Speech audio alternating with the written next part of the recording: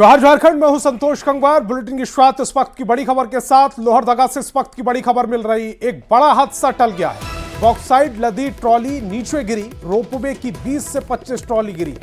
कटमू और आसपास के इलाके में यह ट्रॉली गिरी। किसी की दुकान पर यह ट्रॉली गिरी है तो किसी की छत पर जाकर ट्रॉली गिरी। ट्रॉली की चपेट में कोई नहीं आया। घरों और दुकानों को नुकसान पहुंचा है। हिंडालकों के खिलाफ लोगों में यह गुस्सा, यह आक्रोश देखने को मिल रहा है। ओवर स्पीड ये ट्रॉली बताई जा रही थी जिसकी वजह से यह हादसा हुआ। सुरक्षा मानकों की अनदेखी का भी आरोप लग रहा है। आदेश पर अधिकारियों ने चुप्पी साध रखी है। बड़ग माइंस से रोपवे से होती है बॉक्साइड की ढुलाई और उसी दौरान यह हादसा हुआ। दो तस्वीरें फिलहाल आपकी टेलीविजन स्क्रीन पर। पहली तस्वीर जमीन पर यह ट्रॉली गिरी हुई नजर आ रही है और दूसरी तस्वीर में छत पर ट्रॉली गिरी हुई नजर आ रही है। किसी की दुकान इसकी चपेट में आई है, किसी का घर इसकी चपेट में आया है और गनीमत यह रही कि कोई व्यक्ति इसकी चपेट में नहीं आया। लेकिन 20 से 25 ट्रॉली का गिर जाना यह अपने आप में कई सवाल खड़े कर रहा है। क्या जो सुरक्षा मानक है उनका इस्तेमाल नहीं हो रहा है, उनको ध्यान में रखकर कार्य नहीं किया जा रहा, यह अपने आप में बड़ा सवाल है। मेरा बच्चा लोग यहाँ पर खेल रहा था और बाल बाल के वास्ते बचा, और ये ट्रॉली को हटाया जाए, ये ट्रॉली को हटाया जाए और ये खत्म किया जाए यहाँ से। गाड़ी से वो आया बॉक्साइड। कितना ट्रॉली गिरा है? कम से कम सैकड़ों ट्रॉली गिरा है। यहाँ से लेकर बंगड़ू तक गिरा है। ऐसा देखा जाए तो बहुत बड़ी लापरवाही है ये। ऐसा लापरवाही नहीं होना चाहिए, है ना। यहाँ स्पीड से ज़्यादा, लिमिट से ज़्यादा स्पीड में ये जो है ट्रॉली चल रही थी, है ना। लिमिट में और भी चलती है लेकिन बहुत स्लो चलती है अपेक्षा। लेकिन आज सुबह जो है बहुत स्पीड चल रही थी जिसके कारण जो है ये हादसा हुआ है। ऊपर वाला का करम है कि किसी तरह जो है जान माल का हानि नहीं हुआ। और आकाश साहू हमारे संवाददाता ज्यादा जानकारी के साथ फोन लाइन पर जुड़ रहे हैं। आकाश, 20 से 25 ट्रॉलियों का गिरना और यह आरोप लगाया जा रहा है कि आज ओवर स्पीड थी सारी ट्रॉलियां। गनीमत यह रही कि कोई इसकी चपेट में नहीं आया। जी बता दें कि जब से हिंडाल्को द्वारा बॉक्साइड का खनन किया जा रहा है, बगड़ू माइन से यह खनन किया जा रहा है, तब से रोपवे के ही जरिए लोहरदगा लाया जाता है। और इस कारण से लगता है कि वर्षों से ही रोपवे का इस्तेमाल किया जा रहा है। बीच बीच में मेंटेनेंस का कार्य होता है, लेकिन मेंटेनेंस होता है कि नहीं होता है इसकी देखभाल नहीं हो पा रही है और सुरक्षा मानकों के भी यहाँ पे अनदेखी की जा रही है, जिसके कारण यह घटना हुई। और लोग बराबर लोगों में इस घटना को लेकर काफी हिंडाल्को के खिलाफ आक्रोश है और लोग हिंडाल्को पर लापरवाही बरतने, सुरक्षा मानकों की अनदेखी करने का लगातार आरोप लगा आकाश, रहे हैं। सवाल ये भी उठता है कि एक ट्रॉली गिरती, दो ट्रॉली गिरती, 3 ट्रॉली गिरती तो ये समझ में आता कि ये हादसा था, लेकिन एक साथ 20 से 25 ट्रॉलियों का गिरना, कहीं कोई साजिश भी नजर आ रही? जी, साजिश की बात करें तो अगर हिंडाल्को इस पर कुछ बोल पाती, कुछ कह पाती तो बात रही, लेकिन हिंडाल्को ने ही चुप्पी साध ली। हिंडाल्को अपनी ओर से कुछ आधिकारिक बयान जारी नहीं कर रही, जिससे यह पता लगाना की साजिश है।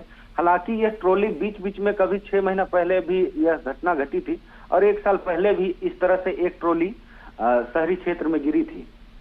तो इसको देखा जा रहा है एक लापरवाही का नजर से ही देखा जा रहा है फिलहाल। ठीक है आकाश, इस तमाम जानकारी के लिए आपका बहुत बहुत शुक्रिया। और बड़ी खबर रांची से है। स्वास्थ्य मंत्री डॉक्टर इरफान अंसारी ने पूर्व में खरीदी गई एम्बुलेंस को माचिस की डिब्बी बता दिया है जो किसी काम की नहीं है। पूर्व स्वास्थ्य मंत्री बन्ना गुप्ता के समय में राज्य में 206 एम्बुलेंस खरीदी गई थी, लेकिन एम्बुलेंस के नाम पर पुरानी बसों को मॉडिफाई कर एम्बुलेंस बना दिया गया। शिकायत मिलने के बाद इरफान अंसारी अब कार्रवाई की तैयारी में है और मुख्यमंत्री हेमंत सोरेन को पत्र लिखकर पूरे मामले की जानकारी दी। इरफान अंसारी ने कहा कि पूर्व स्वास्थ्य मंत्री बन्ना गुप्ता को अंधेरे में रखकर विभाग में ये पूरा खेल खेला गया। ऐसे में दोषी कोई भी हो उसे छोड़ा नहीं जाएगा। अब माचिस का डब्बा है, वो गांव में जा नहीं पा रहा था। पेशेंट अगर उस एम्बुलेंस में एडमिट हुआ, लिया भी तो वो रास्ते में ही दम तोड़ दिया। तो कई तरह की परेशानी सामने आई है। हमारे पूर्व के जो स्वास्थ्य मंत्री हैं उनको अंधकार में रखा गया। विभाग में एक से एक एक्सपर्ट लोग हैं, मैं अभी देख रहा हूँ ना। पूर्व के मंत्री को हमें लगता है कि बाईपास करके 200 जो पुरानी बस है उसको अपडेट करके एम्बुलेंस दे दिया गया। तो झारखंड में अगर इस तरह होगा स्वास्थ्य व्यवस्था में, तो मैं तो आप जान रहे हैं कि मैं आई एम वेरी हाईटेक। मैं इस पर रोक लगाया हूँ और मुख्यमंत्री जी को मैं पत्र लिखा हूँ। जैसे ही मुझे वहाँ से आदेश आता है मैं निश्चित तौर पर जांच करूँगा और जांच में जो भी इसमें संलिप्त होगा उस पर मैं कार्रवाई करूँगा। और केंद्र से झारखंड को मिलने वाले पैसे में कटौती पर सियासत शुरू हो गई है। जैसलमेर में जीएसटी काउंसिल की बैठक में झारखंड के वित्त मंत्री राधाकृष्ण किशोर ने केंद्र से मिलने वाले अनुदान की राशि में कमी करने पर भी सवाल उठाया। उन्होंने आरोप लगाया है कि पिछले 5 साल में केंद्र से मिलने वाली राशि में कमी आई है, जिस पर कांग्रेस के मीडिया प्रभारी राकेश सिन्हा ने कहा कि 2019 में जब गठबंधन की सरकार बनी तो उसके बाद से ही अनुदान की राशि घटी है, जबकि बीजेपी का दावा है कि केंद्र सरकार बेवजह किसी भी राज्य का पैसा नहीं काटती है और काम के आधार पर राशि आवंटित करती है। हम लोग यह कह रहे थे कि केंद्र का लगातार झारखंड के साथ सौतेला व्यवहार वो हर रिपोर्ट में साफ देखने को मिल रहा है, साफ प्रदर्शित हो रहा है कि केंद्र किस प्रकार झारखंड के साथ सौतेला व्यवहार कर रही है। एक तरफ हमारा जो कोयला और जमीन अधिग्रहण का रॉयल्टी है वो केंद्र कह रही है कि पैसा नहीं है, दूसरी तरफ अनुदान की जो राशि है उसमें भी कटौती की जा रही है। उपयोगिता प्रमाण पत्र नहीं देते हैं, जब काम नहीं करेंगे राशि पड़ी रह जाएगी और उपयोगिता प्रमाण पत्र नहीं देंगे तब काटी जाएगी। दूसरा है कि जैसे नगर निकाय का चुनाव नहीं हुआ पूरे राज्य के अंदर, जिसके कारण नगर निकाय को पैसा नहीं मिल रहा है। और हाल के दिनों में झारखंड में युवती और महिलाओं के साथ हिंसा की घटना में तेजी आई है, जिससे पुलिस महकमे की चिंता बढ़ गई। हालांकि एक्शन भी हो रहा है और लगातार ऐसे अपराधियों पर शिकंजा कसने में जुटी हुई। जामताड़ा में स्कूल की 3 छात्राओं के साथ छेड़खानी मामले में 3 बदमाशों को पकड़कर पुलिस ने सलाखों के पीछे भेज दिया। तो रांची में भी छात्राओं से छेड़खानी के मामले में पुलिस लगातार एक्शन में है। कोतवाली थाना क्षेत्र में छात्राओं से दुर्व्यवहार मामले में एक आरोपी गिरफ्तार किया गया है। महिला उत्पीड़न और छेड़खानी जैसे मामलों की शिकायत अक्सर पुलिस के पास नहीं पहुंच पाती है। इसे देखते हुए डीजीपी ने नई व्यवस्था लाने की तैयारी तेज कर दी है, जिसके तहत पीड़ित की पहचान उजागर नहीं होगी और आरोपी पर कड़ी कार्रवाई भी होगी। इसे लेकर 100 प्रशिक्षित महिला पुलिस को थानों में तैनात किया गया है, जो महिलाओं की सुरक्षा की जिम्मेदारी संभालेंगी। साथ ही महिला थाने को भी मजबूत करने की योजना है, साथ ही उनका दायरा भी बढ़ाया जाएगा। इच्छा थी और निर्देश सरकार का निर्देश है कि हम लोग महिला थानाओं को सशक्त करें। तो मेरा मानना है कि हम लोगों को महिला सुरक्षा के लिए सबसे इम्पोर्टेंट काम है अपनी महिला थाना को सुरक्षित करना, उसको मजबूत बनाना, ताकि हर महिला अपनी शिकायत को बिना अपने आप को एक्सपोज किए, बिना अपना नाम बताए दर्ज कर सके। और इस प्रकार के जो दरिंदे हैं जो राह जाती महिलाओं के साथ बदतमीजी करते हैं, उनको पकड़ के उनको बढ़िया से उनका इलाज किया जा सके, उनको जेल भेजा जा सके। महिला थाना महिला के विरुद्ध प्रत्येक तरह की हिंसा के लिए जिम्मेदार है और इसी के लिए उसका गठन भी किया गया है ताकि वो स्पेशली फोकस कर पाए। ये गलतफहमी है कि केवल पति पत्नी समस्या से है, रादर बाकी चीज़ों जो लड़कियों के विरुद्ध हिंसा है इन सब का इन्वेस्टिगेशन प्रिवेंशन सारा उनका काम है, अवेयरनेस उनका काम है और निश्चय ही जो है हम लोग उसको नए ढंग से गियर अप करने जा रहे हैं। और गिरिडीह से बड़ी खबर मिल रही, कबरीबाग में दामोदर यादव की हत्या से जुड़ी इस वक्त की बड़ी खबर। नाराज लोगों ने थाने का घेराव किया है। डुमरी एमएलए जयराम महतो भी मौजूद हैं। पीड़ित परिवार को इंसाफ का भरोसा दिलाया है। आरोपी पर कड़ी कार्रवाई की मांग की जा रही है। बेकाबू भीड़ की वजह से थाने का गेट बंद कर दिया गया है। एजाज हमारे संवाददाता ज्यादा जानकारी के साथ फोन लाइन पर जुड़ रहे हैं। एजाज, नया अपडेट क्या है इस पूरे मामले में? थाने का घेराव किया गया है, पीड़ित के जो परिजन है इंसाफ की मांग कर रहे हैं। जी, लगातार ये मामला कल से ही पूरे गिरिडीह जिले में चर्चा का विषय बना हुआ है, क्योंकि कल शाम को ही जब चाकू मारा किया गया था, उसके बाद घायल अवस्था में उसे इलाज कराया गया था और इस दौरान धनबाद स्थित एक अस्पताल में भर्ती कराया गया था, जहां पर इलाज के दौरान ही दामोदर यादव की मौत हो गई थी, जिसके बाद लगातार विरोध प्रदर्शन गिरिडीह में हो रहा है और यहाँ तक कि आज थाना मुफस्सिल थाना है, उस थाना का घेराव किया गया और इस मामले को लेकर जयराम महतो भी जो डुमरी के विधायक हैं, नवनिर्वाचित विधायक है, वो भी पहुंचे और कहीं ना कहीं पीड़ित परिजनों के लिए न्याय की मांग की है। और अभी तक बता दें कि अभी तक लगभग 7 अपराधियों को पुलिस ने गिरफ्तार कर लिया है और आगे की कार्रवाई में पुलिस लगातार जुटी हुई है और जो लोग अन्य लोग और आरोपी शामिल हैं उनकी भी गिरफ्तारी की लगातार पुलिस छापेमारी कर रही है। एजाज, इस तमाम जानकारी के लिए आपका बहुत बहुत शुक्रिया। और बड़ी खबर गिरिडीह के पांडेडीह से है, जहां रसगुल्ले को लेकर ग्राहक और दुकानदार के बीच झड़प और मारपीट हो गई। जानकारी के मुताबिक जमुआ प्रखंड निवासी गंगाधर वर्मा ने अपने दादाजी के श्राद्ध कार्यक्रम के लिए एक होटल से 4000 पीस रसगुल्ला मंगवाए थे। श्राद्ध कार्यक्रम के दौरान रसगुल्ला खाने से लगभग 1 दर्जन से ज्यादा लोग बीमार पड़ गए। इसके बाद जब ग्राहक ने रसगुल्ला दुकानदार के वापस करने की कोशिश की तो दुकानदार ने मना कर दिया, जिसके बाद ग्राहक और दुकानदार के बीच जमकर तू-तू में हो गई और देखते ही देखते मारपीट होने लगी। कितना आदमी वोमिटिंग कर रहा है, सोच लीजिए, कहीं अगर कुछ और समझ लीजिए, मीठा खाने बाद वोमिटिंग कर रहा है, कितना आदमी वोमिटिंग कर रहा है, वो समझ लीजिए क्या केमिकल मार जाएगा तो आप भरिएगा। तो 24 घंटा में मीठा खराब होता है कैसे? रसगुल्ला 8 दिन तक खराब नहीं होता। मेहमान लोग आए, अच्छा यार होटल कल खा के देखे थे कि नहीं? हम लोग वहाँ पे पांडेडी मीठा को लेकर के गए कि देखिए भैया आप मीठा जो दिए हैं खराब है, जिससे जब मीठा लोग खा तो नहीं पाया, लेकिन एक एक करके मीठा हो सकता है मुंह में लोग लिया होगा, लेकिन जो मुंह में लिया सबको वोमिटिंग करना शुरू कर दिया, सबका सेहत खराब है। वो जो है सो लफुआ लोगों को बुला करके हम लोग को मारपीट हम लोग को करवाया। आनन फानन में हम लोग वहाँ से किसी तरह साइड लिए, फिर प्रशासन को फ़ोन किया। प्रशासन जब वहाँ पहुँची तब तक हम लोग का लगभग का फिर मोबाइल छीन लिया गया था।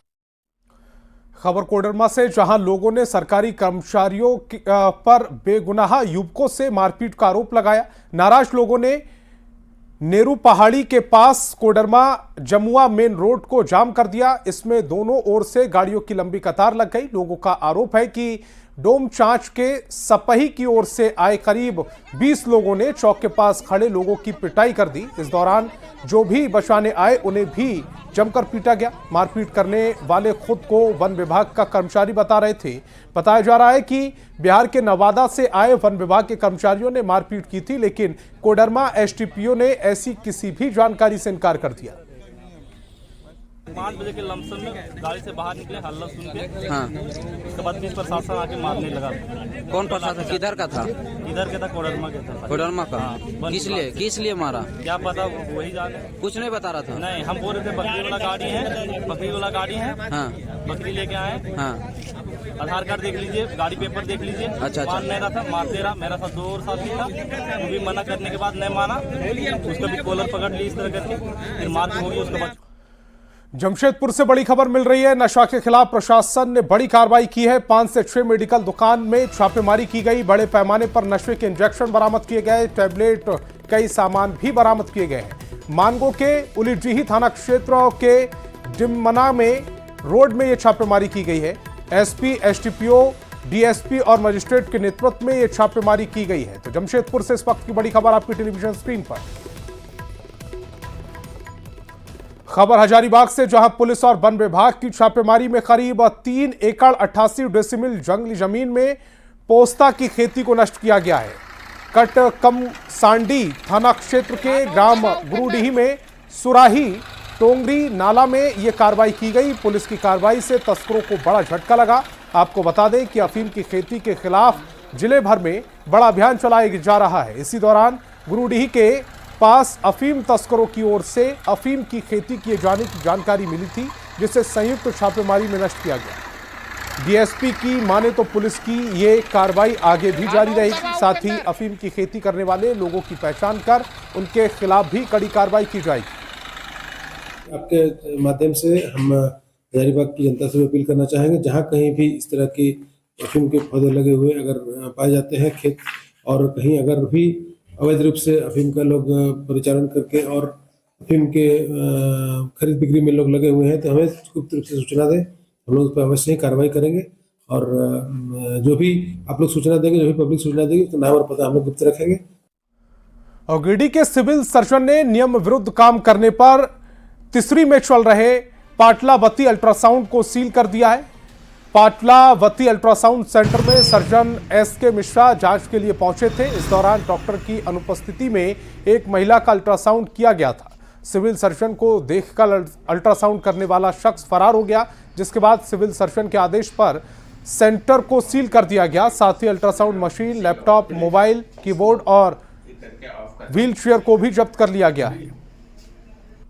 अन्य व्यक्ति द्वारा अल्ट्रासाउंड किया जा रहा था, जो हमें देखते ही यहाँ से निकल के भागा। उसका फोन भी यहाँ रखा हुआ है, फोन भी सील कर देना है ना? और ये हमने MOIC को और स्टाफ को बुलाया है कि ये इनको सील करके और इससे जो आगे की जो प्रॉपर कार्रवाई हो सकती है वो की जाएगी। जमशेदपुर से बड़ी खबर मिल रही है। एक व्यक्ति की पीट कर हत्या कर दी गई। पड़ोस के 2 युवकों पर हत्या का आरोप लगा है। पुलिस ने शव को कब्जे में ले लिया। भूमि विवाद में हत्या की आशंका जताई जा रही है। मानगो थाना क्षेत्र की यह घटना है। तो जमशेदपुर से इस वक्त की बड़ी खबर आपकी टेलीविजन स्क्रीन पर। एक व्यक्ति की पीट कर हत्या कर दी गई। पड़ोस के 2 युवकों पर हत्या का आरोप लगा। पुलिस ने शव को कब्जे में लिया। भूमि विवाद में हत्या की आशंका जताई जा रही। मानगो थाना क्षेत्र की यह पूरी घटना है। गढ़वा सदर अस्पताल की स्वास्थ्य सुविधा पूरी तरह से चरमरा गई। यही वजह है कि सदर अस्पताल आए दिन चर्चाओं में रहता है। शुक्रवार को भी कुछ ऐसा ही मामला सामने आया, जहां महिला को स्वास्थ्य सुविधा नहीं मिलने पर बच्चे के साथ सड़क पर बैठ गई, जिसके बाद सदर अस्पताल गेट के सामने वाहनों का जमावड़ा लग गया। घटना के बाद पुलिस दल बल के साथ घटनास्थल पर पहुंची और महिला को समझा बुझाकर सदर अस्पताल में भर्ती कराया। मामले की सूचना के बाद सिविल सर्जन ने सख्त लहजे में सदर अस्पताल के DS समेत कर्मियों से स्पष्टीकरण मांगा है और जो भी दोषी होगा उस पर कार्रवाई की बात कही। चला है कि जहां जिस ANM के पास वो इलाज कराने के लिए गई तो वो कैथेटर निकालने के लिए और पुनः कैथेटर लगाने के लिए पैसे का डिमांड की है। हम डिप्टी सुपरिटेंडेंट को इस बारे में पूछताछ कर रहे हैं कि कौन ANM या संबंधित और कोई यदि पुरुष स्वास्थ्यकर्ता भी है वो भी उस पर हम उचित एक्शन लेने के लिए दिशा निर्देश देंगे। नए साल के आने में अभी 1 हफ्ते से ज्यादा का वक्त बचा है, लेकिन रांची में अभी से ही लोग नए साल के जश्न में डूबने लगे। पिकनिक स्पॉट पर पर्यटकों की भीड़ जमा हो रही, जहां लोग प्राकृतिक वादियों का आनंद ले रहे हैं और संगीत की धुन पर थिरक कर सुकून के 2 पल बिता रहे। पिकनिक स्पॉट पर पर्यटकों की भीड़ को देखते हुए पुलिस भी पूरी तरह से अलर्ट मोड पर है।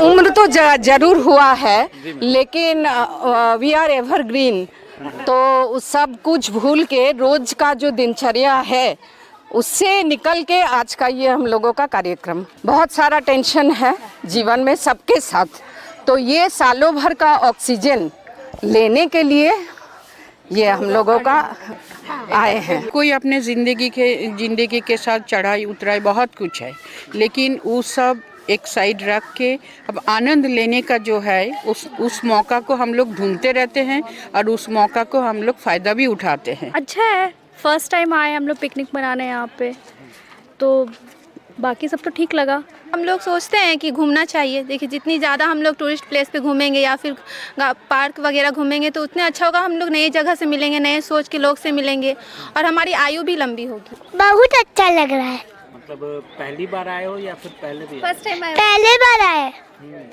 तो यहाँ पर एंजॉय कर रहे हो? हाँ। तो इस बार अच्छा लग रहा है? हाँ। हॉट स्पॉट्स है, वहाँ पर स्टैटिक डिप्लॉयमेंट का प्लान कर चुके हैं। इसके अलावा जो क्रिसमस गैदरिंग्स हो रही हैं उसमें भी जो है हम लोग डिप्लॉयमेंट कर रहे हैं। जैसे कि आप एक एग्जांपल लीजिए, जैसे लोयला है जहाँ पर काफ़ी भीड़ होती है, तो लोयला मैदान में आज से ही डिप्लॉयमेंट पुलिस की चालू है। बोकारो स्ट्रीट ने हैप्पी स्ट्रीट सीजन 3 का आयोजन किया, जिसमें लोगों की भारी भीड़ उमड़ पड़ी। इस आयोजन में सभी स्कूल के साथ कई सामाजिक संगठन हिस्सा ले रहे हैं। बच्चों ने ड्राइंग, तीरंदाजी, योग, झारखंडी गानों में नृत्य जैसे कई प्रतियोगिता में हिस्सा लिया। शहर के अलावा दूसरे जगह से भी लोग हैप्पी स्ट्रीट का आनंद उठाने के लिए पहुंच रहे हैं। अच्छा लग रहा है, हर स्कूल का स्टॉल लगा है, मेरे भी स्कूल का स्टॉल लगा है, बहुत अच्छा है। फिजिकल एक्टिविटीज़ हो रहा है, खाने का भी स्टॉल है, अच्छा है कि बच्चे लोग जो एक वीक का जो उनका बर्डन रहता है पढ़ाई का, यहाँ के रिफ्रेशमेंट मिलता है। और क्या लगा? सबसे अच्छा लगा यहाँ का जो एक्टिविटीज अच्छा लगा। हैप्पी स्ट्रीट जिस उद्देश्य के साथ हमने प्रारंभ किया था, मुझे खुशी है कि उस उद्देश्य की पूर्ति में हम सफल हो रहे हैं। वास्तव में लोगों को इस तरीके से सुबह सुबह, वो भी जाड़े के मौसम में सुबह सुबह सड़कों पर एक साथ एकत्रित होकर अपनी ज़िंदगी के कुछ लम्हों को एक साथ बिताना देखकर अच्छा लगता है। और आपने जैसा कहा, पिछले रविवार से इस रविवार भीड़ ज़्यादा है, तो लोगों का यह उत्साह हमारा उत्साह बढ़ा रहा है। तो इस बुलेटिन में फिलहाल इतना ही। आप देखते रहिए न्यूज़ 18 बिहार झारखंड।